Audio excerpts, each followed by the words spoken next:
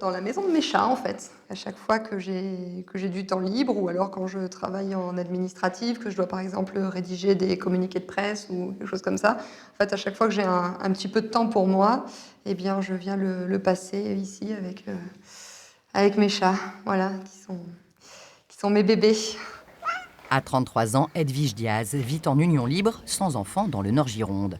Fille d'une enseignante et d'un commercial, cette titulaire d'un master d'espagnol s'intéresse à la politique lors de la présidentielle de 2007. Elle vote alors Sarkozy et s'encarte aux Républicains. Un an seulement, jusqu'à sa rencontre avec Marine Le Pen. En 2014, Marine Le Pen organisait un meeting en Corrèze dans le cadre des élections européennes.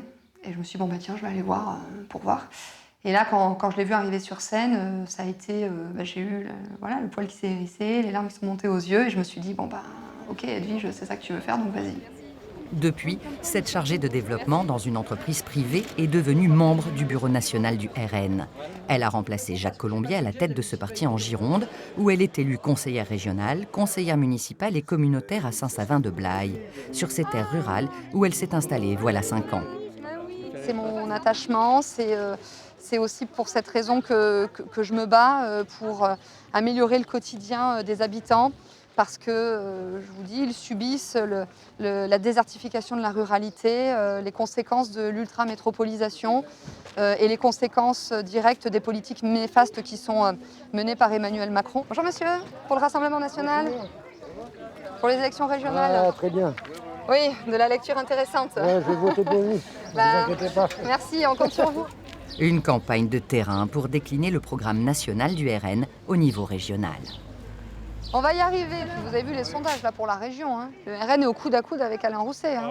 Mais c'est sûr qu'il y aura du travail, hein, parce qu'il y a du ménage à faire.